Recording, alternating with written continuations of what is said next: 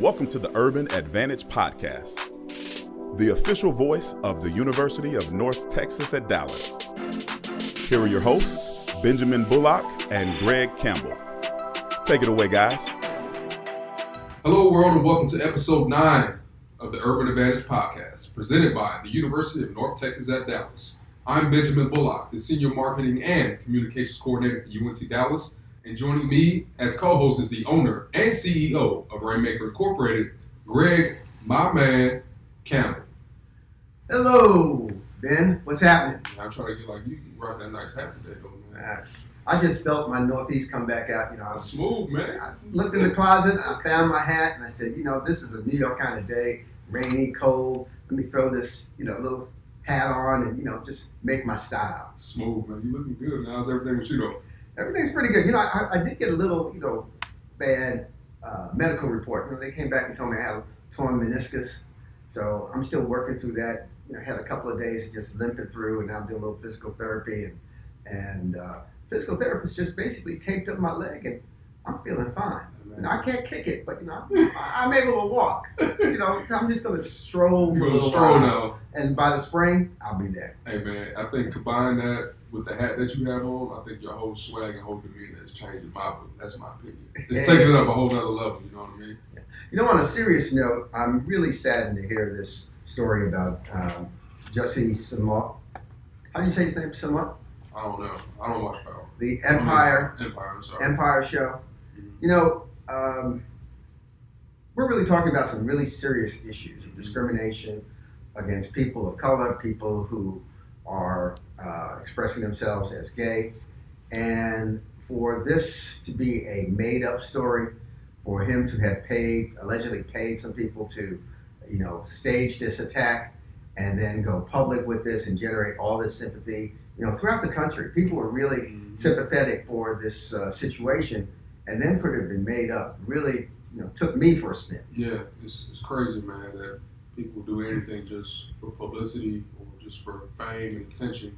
You know what I mean? And it sucks because, it messes up for, unfortunately, the next person may go through that. The people that are actually going through it for real today. Exactly. You just think about this. There are so many real situations right now where people, because of either the color of their skin or their sexual preference, face whole different, kinds of discrimination and prejudice. And in many instances, they have been really attacks on people who are doing nothing else but really living their lives. And for Smollett to basically fake this and draw attention to himself, and in this process, take attention away from the real issues is very, very sad. Yeah, very, very sad. Very, very sad. We're going to put a positive spin on some things, especially with UNT Dallas, Greg. So just a couple of things that we've had going on campus. A couple of weeks ago, we had Texas A&M African-American professor, Dr. George C. Wright, who's a former president at Prairie View A&M University down in the Houston area. He visited campus, and he really did a great job of just telling the story about the migration of the black community in terms of going all the way back from slavery to the African-American community moving north, doing the civil rights movement for better jobs, just trying to get out of that segregation environment, how it was back then. And he did an excellent job. I'm not sure if you ever heard of him before. Oh, I know him. Oh, you know him. I know him. You're the Rainmaker. You know him. I know him. And I know how a fabulous scholar that he is. I've heard him speak on many occasions. And I'm just happy that he was able to come to our campus. Yeah, it was really good. I definitely enjoyed it. I actually had a chance to interview him for a UNTD news piece, and he was a very energetic, very inspiring gentleman. Born in Kentucky, he was one of the first blacks to receive a full scholarship at the University of Kentucky. Actually worked at UT Arlington as a professor, so he's a very well-rounded individual. And he did an excellent job at Prairie View A&M as their president. Very innovative in many of the things that he implemented at that school, and I know that he grew the enrollment, grew the number and scope of the programs there, and led that organization in a great way. Absolutely, absolutely. Also, UNT Dallas received a 6-figure grant from the Texas Higher Education Foundation to launch a bachelor's degree specifically for first responders, so for police officers, firemen, anybody who wants to get into the hospital realm of working. We actually have a degree for you that's set to launch next semester. So if you're interested in that, head to untdallas.edu. Big shout out to our provost, because these programs are really touching the real need in the community. To have a course of study specifically designed for first responders really indicates that how close the university is aligned with our community here in Dallas. Absolutely. So Greg, for our first-time listeners, the purpose of this podcast is to identify and keep you updated on what's happening in Southern Dallas and at UNT Dallas. Ranging from education to economic development to community relations to entertainment, we'll have it all covered for you right here. Be sure to follow the podcast on Facebook, Instagram, and Twitter at Urban ADV Podcast, and by using the hashtag Urban ADV Podcast. Greg, what's your social media handle? I am Greg Campbell. That's it? That's it. That's all you have to do. I am Greg Campbell. Okay, and mine's is at Ben Bulljive. Yeah, you the jive, I'm the rainmaker. That's how it is. I love it. Also, be sure to subscribe to our podcast on iTunes, SoundCloud, and YouTube. Well, coming up next, we'll welcome the Managing Director of the Dallas County Promise and the great friend of UNT Dallas, Dr. Eric Band, to the show. Don't touch that dial. Perched on a hilltop overlooking the downtown Dallas skyline, the University of North Texas at Dallas is the only public four-year university in the city of Dallas. Serving the #1 job market in America, UNT Dallas is ranked #1 in Texas and #6 nationally as the most affordable university. We as Trailblazers believe that every student should have the opportunity to earn a college degree regardless of their economic background, and we deliver. For more information, visit untdallas.edu. Blaze your trail.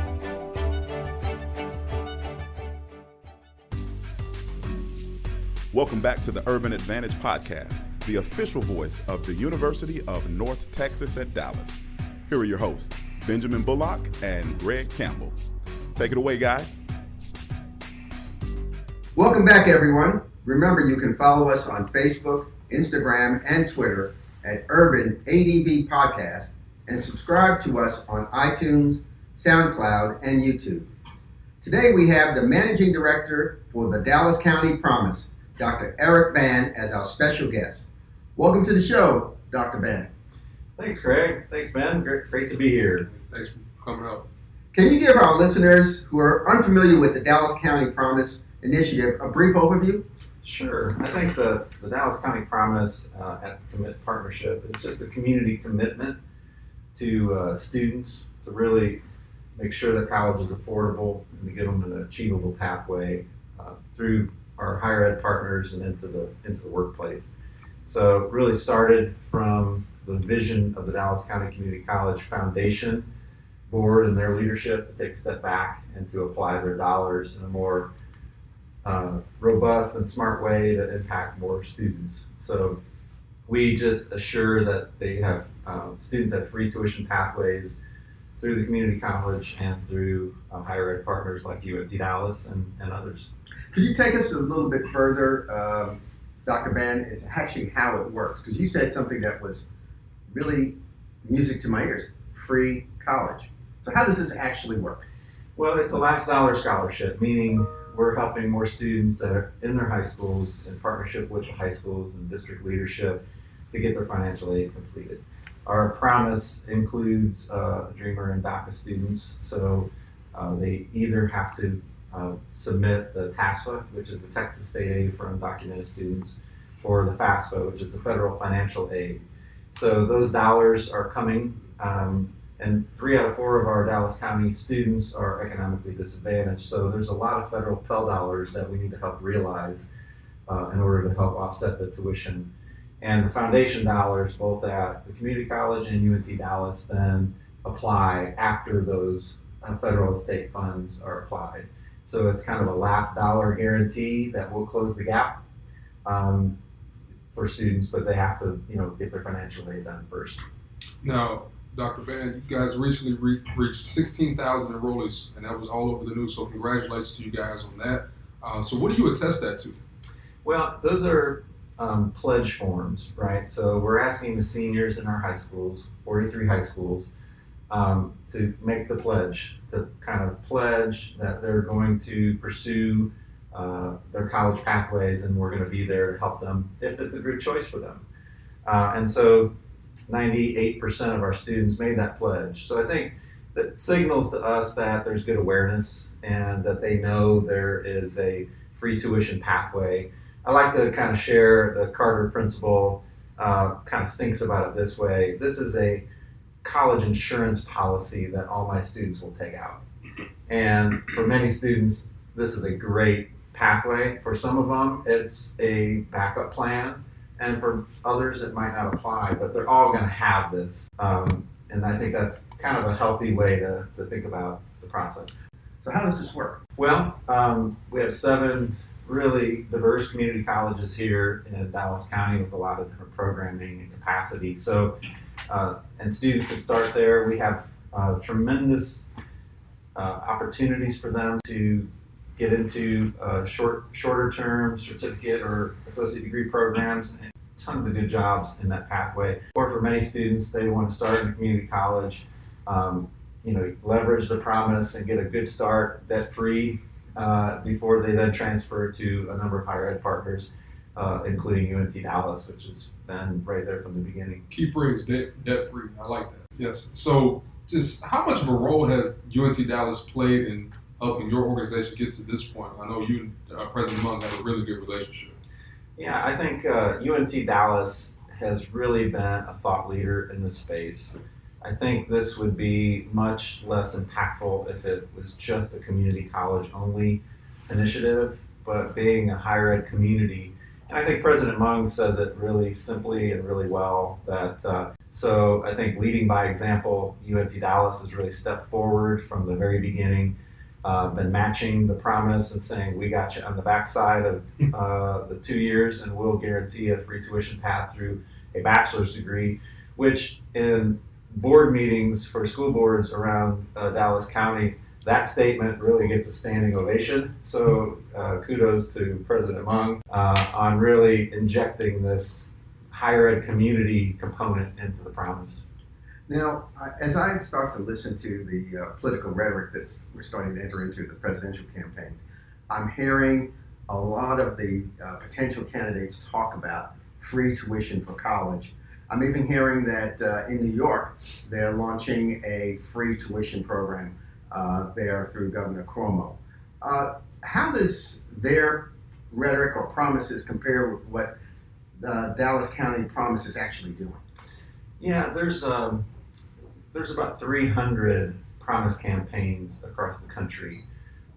We have modeled this one after Tennessee Promise, and many leaders from Dallas County have gone up to Tennessee to really learn about it and understand their strategy.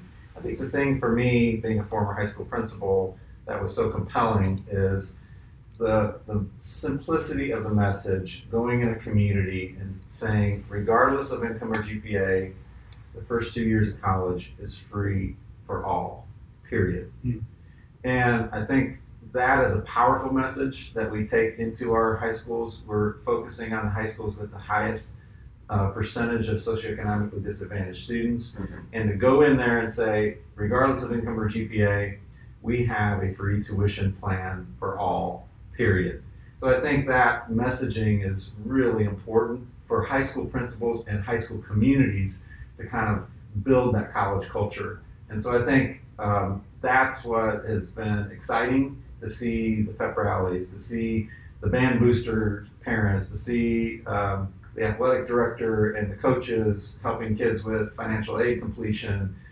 So it helps the whole community rally because it's inclusive and includes every single student in the school. Well, this sounds then like something that we should actually believe that is possible. You know, that we've been able to do it here in Dallas County. Other municipalities and counties across the country are offering free tuition. That this is something that on a national basis we should be able to copy and move forward. I think starting in Texas first, we have a very low community college tuition, the third lowest in the country. So the numbers work out. So the average Pell Grant is $4,000. The average community college year of tuition is $1,700. So the numbers really, based on what the taxpayers and the state has already done, college is getting close to free. It's very affordable in Texas, and I think what the promise is doing is just kind of closing the gap so that we can send this power message to our communities and saying, we got you covered. Let's get your financial aid done. Let's make sure you're prepared for college and picking a good workforce and career direction, and let's get you going. Where's the money coming from? Well, the money for the Last Dollar Scholarship is coming from years of work with the Dallas County Community College Foundation, raising dollars for a scholarship that's called Rising Star.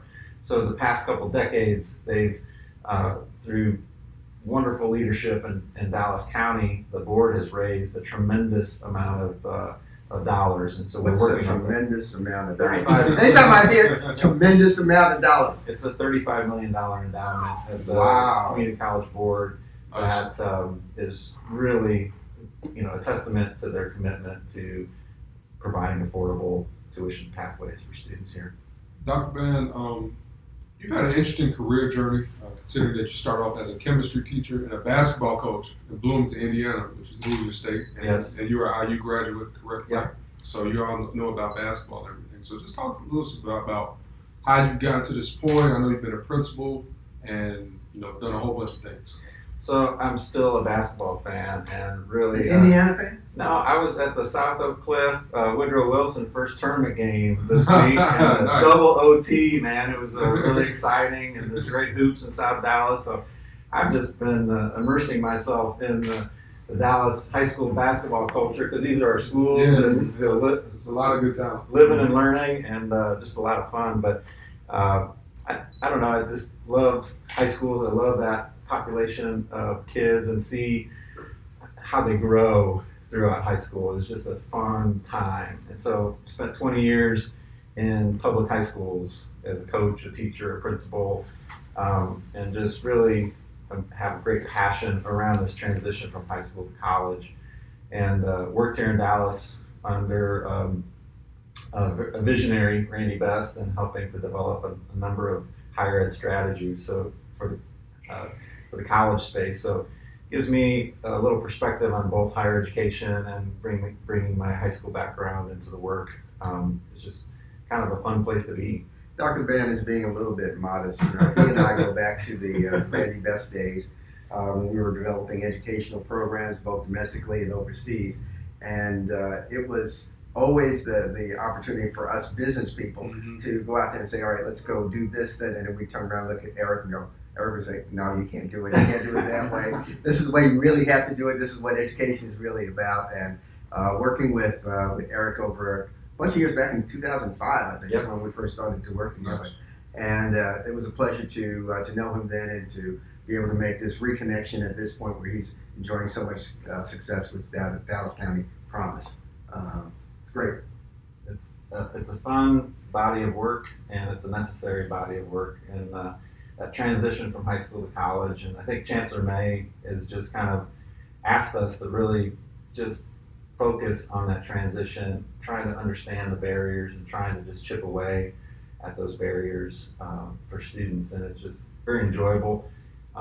We know the challenge is big and the scale is big here in Dallas County, and so this is not an overnight thing. So we're seeing some initial excitement, some initial success, but we do know this is a long bet, and a lot of people need to roll up their sleeves together, and we're just really privileged that UNT Dallas is right there leading the pack. It kind of leads me to my next question. So what's next for the Dallas County Promise? Like, what's on the horizon?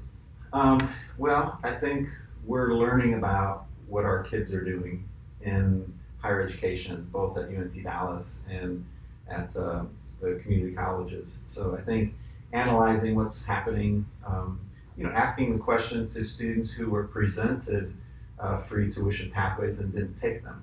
So is there something still standing in their way? So we have a lot of learning to do, and I think that's exciting because you're just peeling back the onion and trying to kind of understand the opportunities and the challenges. We're adding 14 new high schools next year. We will be across 11 school districts in Dallas County. Wow. Probably about 22,000 high school seniors. Will be larger than 17 U.S. states by high school senior count. Wow. So it's a big number, and I think I just share with everyone that it's a work in progress. And so we just want to consistently be better for more kids and just keep doing that with all of our partners. And I know that we have some really important STAR principles that have really brought into the Dallas County Promise commitment and have been really pushing their students to sign off on the commitment and to follow their dreams. Yeah, there's some great principles in Dallas County, and I think when you see it, it's they're community builders, right? So it's not the principal, it's they've rallied their community assets, their resources, they distribute leadership through their senior teachers. Adults are taking ownership in student success in a new way, and so it's really just fun to see that level of leadership and kind of culture building in these high schools. Dr. Ben, this is my last question for you. So when you're not working with the Dallas County Promise and everything, what do you like to do for fun? So I like to play guitar and Nice. Jam out. So I have 3 albums and Really? called Bahama Llama. Oh man. And You got a band. Wait a second. That's something that I didn't even know, and I've known you for 14 years. I've known you for over almost 12, 13 years, and So- I didn't know that you were jamming. Yeah. You have an album? You have albums out. Albums. Not albums. Albums. So just love music, and it fills me up. And my son is a first-year teacher in Texas, up in Benton at Geyer High School, and he's a band director. So I'm a new band parent, a new kind of band parent. And so I'm sitting there in the audience, and they say, "Who's your son?" I said, "The one conducting." So it's fun to go have kids nearby and just be involved. And my family usually have music is pretty nearby in terms of all the stuff that we do. You got anything to add, Greg, before we No, go? I just want to thank you for being here with us today. The fact that we have the opportunity to share with our audience about Dallas County Promise and to give hope to Yeah. a lot of students who are sitting there saying, hey, I want to pursue an education, but my financial circumstances may not permit me. But here's really a pathway they can overcome that. Yeah, and I think this kind of as a final reflection on the promise, we've just been very fortunate. There's a tremendous leadership culture here in Dallas County that President Mung is at the forefront of in partnership with Joe May at the community college system. And Big shout out to Joe May, another one of our best associates alum. yeah, and Michael Hinojosa, and we just have some great superintendents and the Commit partnership. There's just a synergy happening that people want to solve the problem, and it's just we're here to serve, and it's just a fun time to be in Dallas County when there's great leadership and you're just supported in all working together to try to solve that problem. How can our listeners or those who are interested in the Dallas County Promise connect with you and your organization? We have our website, dallascountypromise.org, and then they can follow us on our social media as well. And I think it's just to help with the community narrative that college is for all. 99% of the new jobs since the recession require some post-secondary credentials. And so we're trying to create a very broad and big tent with the term college to talk about post-secondary credentials. And that's when our citizens share in the opportunities in North Texas, is when they get the skills and the credentials to access the dynamic economy that we have. And I think there's no greater power than a community discovering what it cares about. So helping the community care intensely about kids and post-secondary credentials is where I think the listeners can help. That's excellent, Dr. Man. Thanks for joining us and taking time out of your busy schedule to join me and your old friend Greg over here. Thanks, man. Thanks, Greg. Really a privilege to be here. Awesome. Thank you. Thank you. Well, coming up, we'll close out the show with our favorite movies and sports pioneers for Black History Month. You're listening to the Urban Advantage Podcast, the official voice of Southern Dallas and the University of North Texas at Dallas. Stay tuned, y'all. Attention UNT Dallas students, does your resume need tweaking? Or are you in search of an internship? Better yet, are you looking to start a business? Well, our Career Services Department is where you need to be. Under the direction of Arthur Lumsey Jr. and Whitney Crawford, this department provides career tips and guidance to get your professional journey on the right path. For more information, stop by room 246 in Founders Hall or send an email to careerservices@untdallas.edu. And remember, everyone, blaze your trail.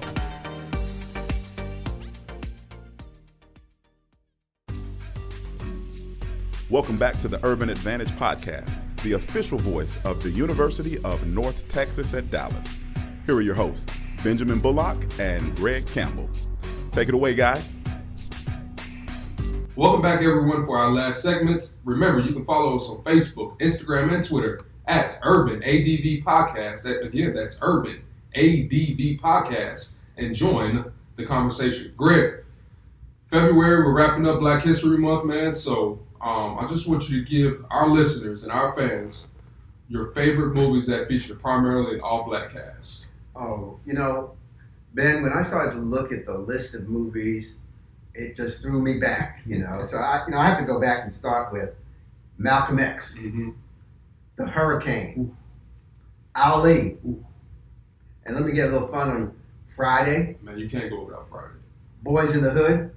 Shout out to Doughboy. How about Love Jones? That's a very underrated movie, man. Black Panther.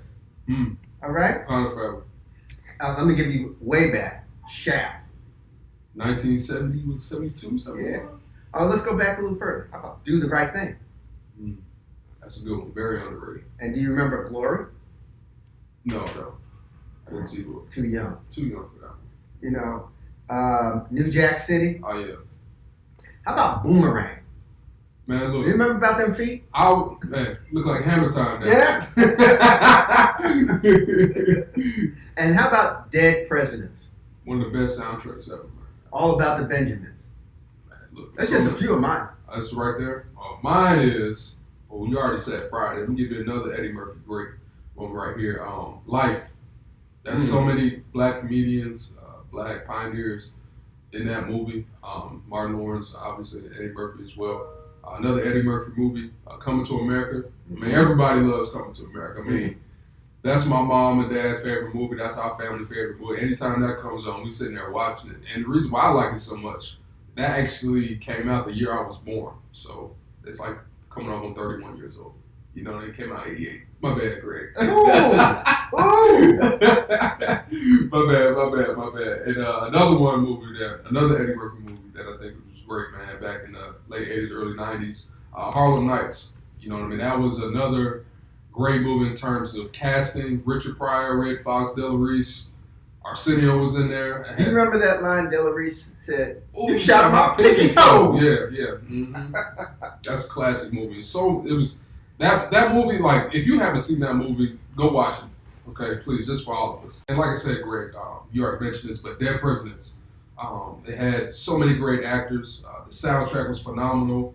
You heard a lot of Isaac Hayes, a lot of soul type of music, and Lorenz Tate did an excellent job in terms of acting out how it was during that particular time for soldiers coming home from war, Vietnam, late 60s, early 70s, and a lot of guys came back strung out on drugs. They didn't really have anything, and that's kind of how it is right now with some of my veterans. So, but that's definitely one of my favorite movies right there. You know one that you did not mention and that we need to give some airtime to? Who's that? Black Klansman. What is it up for this year? Oscar. Best movie, best actor, best director. Wonderful movie. Little Denzel did a phenomenal job. Sounds just like his dad, too. He does. He sounds just like his dad. So, Greg, we're going to switch it over a little bit to sports. So, who's your favorite, most memorable, or whatever it is when it comes to black sports figures? Well, I have actually two that I wanted to recognize today. One, of course, is Jackie Robinson, who broke into Major League Baseball in 1947 with the Brooklyn Dodgers. Not the LA Dodgers, the Brooklyn Dodgers. And he went on to help them win a World Series, went to the World Series several times, lost multiple times to the Yankees, but finally did break through. And became a hero of mine because of how he carried himself in that environment of being the first and not giving in to the taunting, just holding himself up as a professional. But the other person I have to also recognize is Frank Robinson, R.I.P. who became the first black manager in Major League Baseball with the Cleveland Indians in 1975. Mm-hmm. It took all the way to 1975 to have a black manager in Major League Baseball. Mm-hmm. Kind of crazy, but acknowledging the great work that both of these gentlemen did in their respective areas. So big shout out to Jackie Robinson and Frank Robinson. Frank Robinson having passed away in the last week or two. Great men and deserving of our respect and honor. Mm-hmm.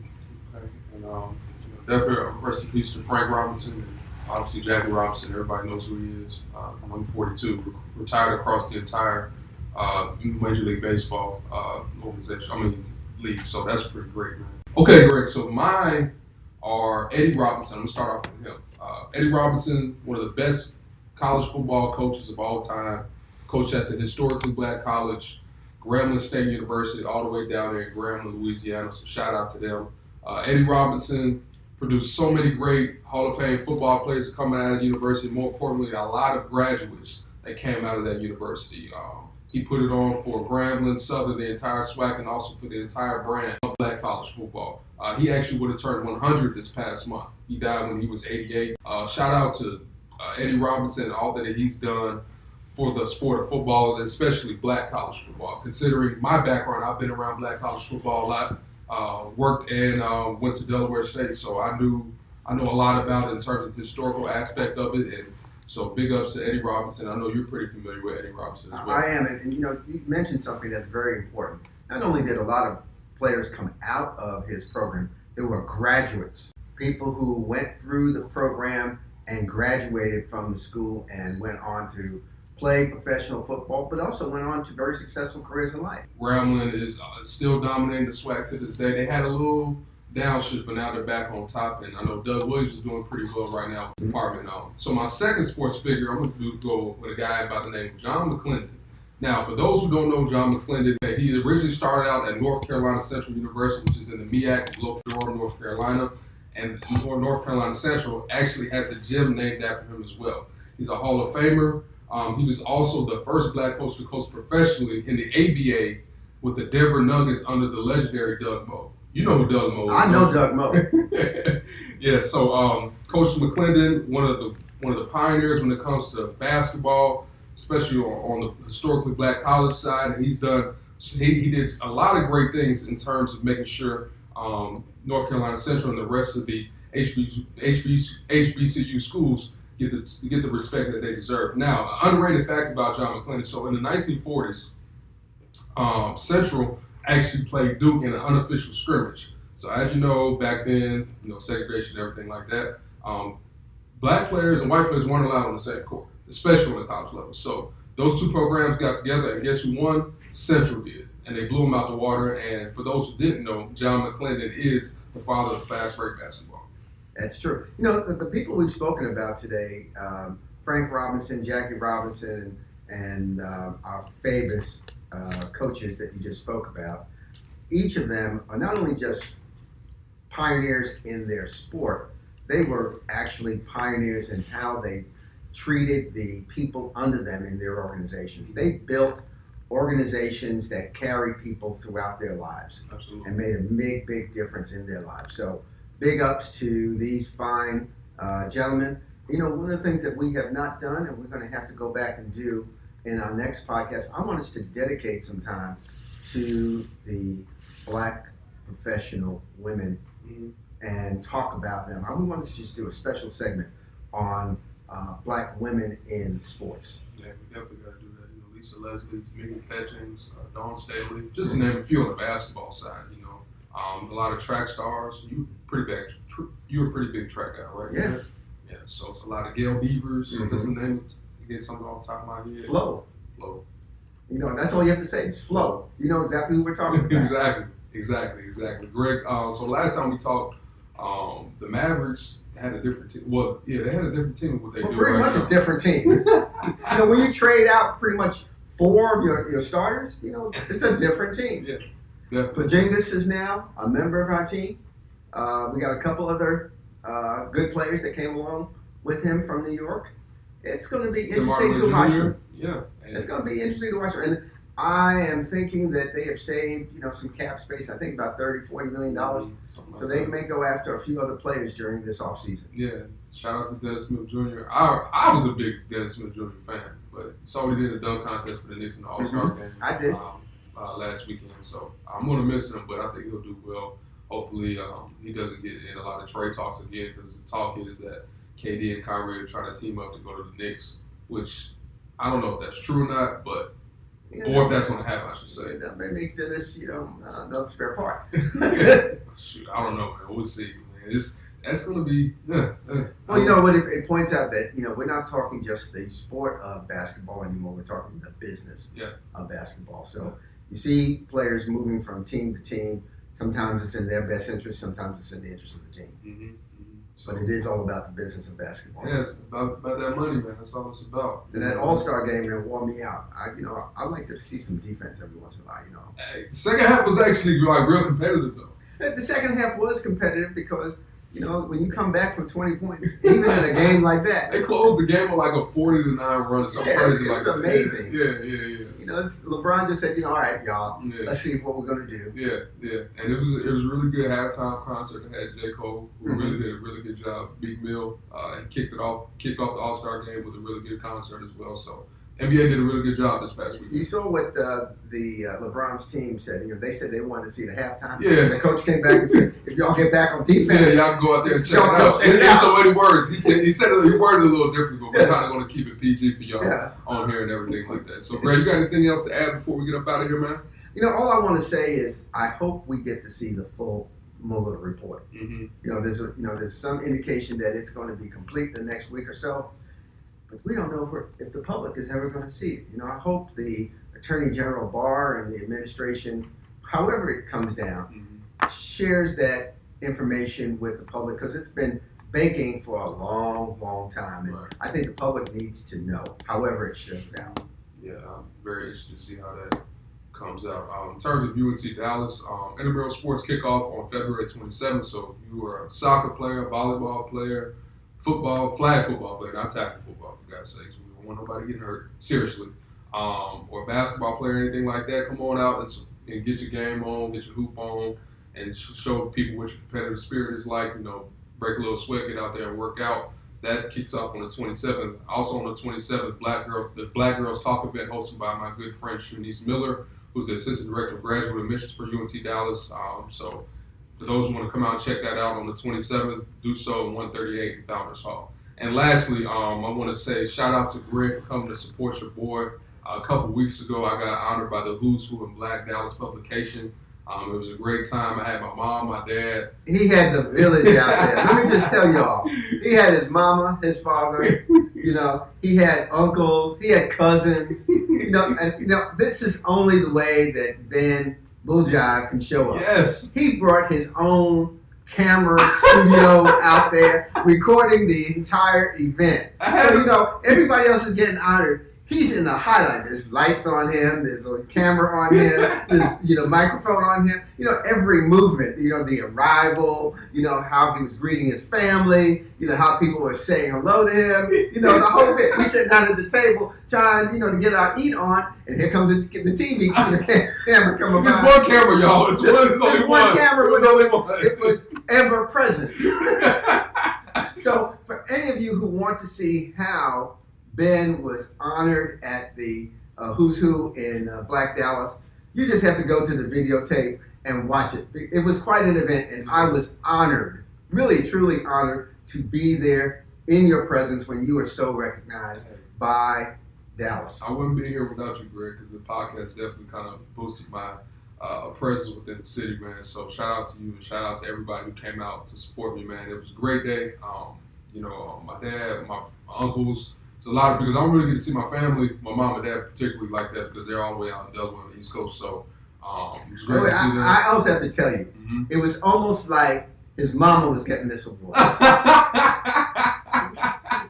because she was shining from ear to ear, big smile on her face. She could have been more proud. Yeah. And, she was, in the middle of the frame. There was a lot of, if you see the video, you'll see a lot of her. Yeah, that's mom's. I gotta put on for mom. Mom ain't happy that I ain't doing my job. You know what I mean? So, but yeah, it was a good time, man, and it was definitely great to see everybody come out. So shout out to Greg. Oh, and I also got to meet Miss Allison. Oh, you met Miss Allison, my lady in Houston. Yes, got to meet Miss Allison. She was great. My wife was there, and aunties, like you said, I had a whole village out there. Even my brother FaceTimed in from Israel, who's over there cooking professionally for basketball players over there. So it was definitely a great time. So it was almost like just having family.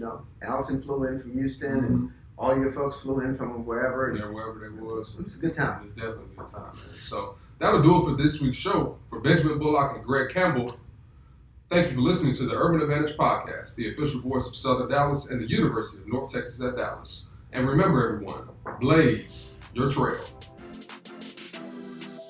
Thank you for listening to the Urban Advantage Podcast, the official voice of the University of North Texas at Dallas. To learn more about the university, head to untdallas.edu. And remember, blaze your trail.